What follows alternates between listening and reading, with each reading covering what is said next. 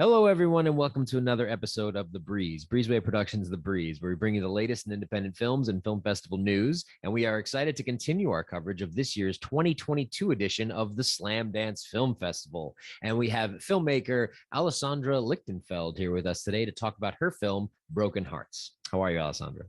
Good, thanks. Right on. Thanks for coming on the show and tell us a little bit about your film, Broken Hearts. My film is about a teenage girl with congenital heart disease. She has very overprotective parents because of her heart disease, so she isn't really allowed to do anything.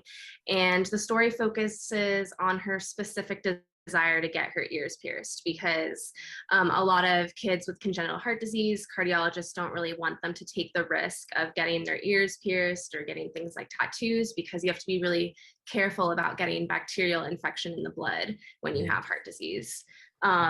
So she really wants to get her ears pierced, and it's just kind of about how she finds autonomy basically in search of that from her parents and in her life. Yeah. Okay, very cool. I enjoyed the film. It was a fun watch. It was very colorful, and I loved a lot of the characters that you had involved with the film. Tell me where this concept came from and how you were attached to the subject matter. Well, the concept basically, I was, in my thesis year of my MFA film program at UT Austin. And so I was trying to decide what I was going to do my thesis film about.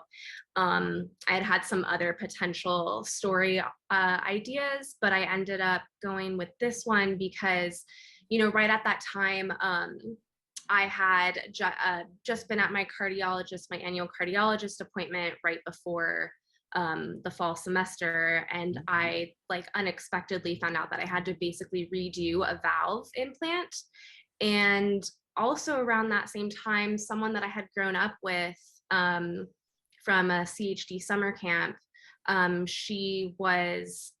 the doctor said that she was ineligible for a heart transplant, and she was dying and did end up dying while I was writing the film. So those things really, inspired me to write a story about congenital heart disease, and this is what came out of that.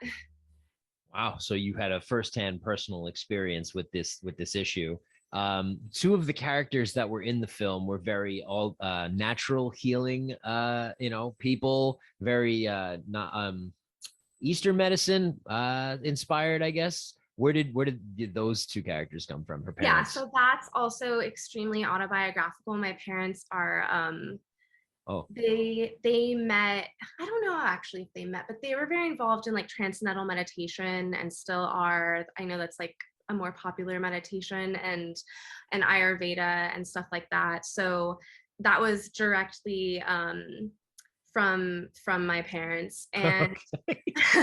I do sometimes worry or wonder if that's not the most relatable aspect, but I mean, I think a lot of people can relate to silly white people being obsessed with new age things. Sure. All they got to do is go to Topanga and the canyon, and then they could experience a whole community of people just like that. There's plenty in Yeah, Los totally. Angeles, and Yeah. and I get it. So there is people that understand and can relate to that type of ideology when it comes to the medicine aspect.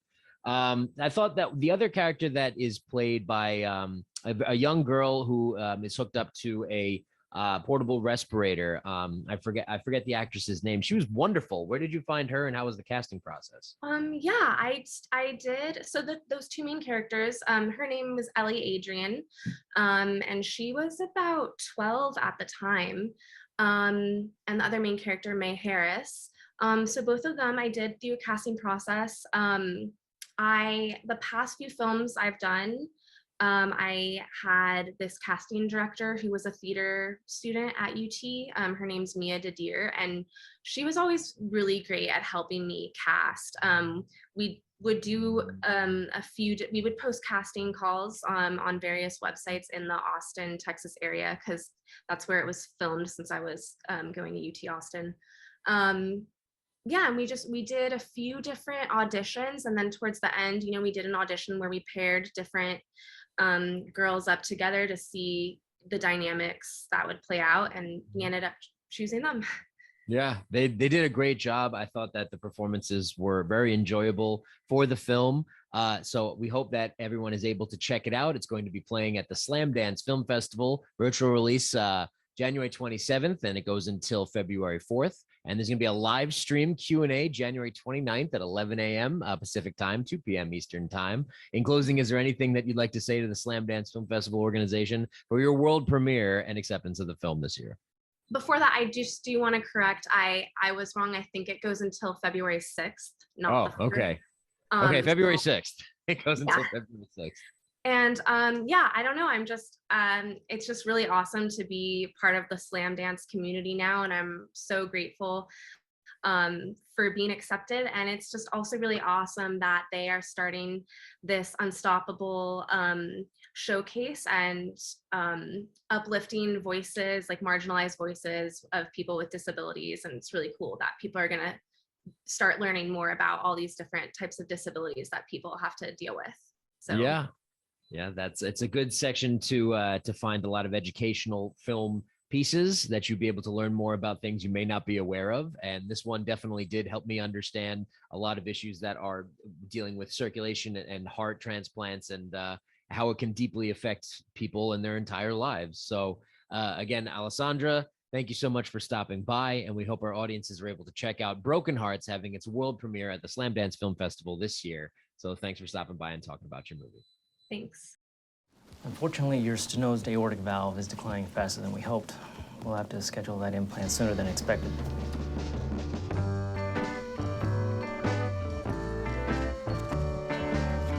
Does that mean I can get my ears pierced? Why not skip the piercing altogether? How about you just inject the bacteria directly into your heart? Proud member of the Broken Heart Brigade. I don't want to sit around in a hospital bed all day, twiddling my thumbs, waiting to die. Who's your life belong to? Me?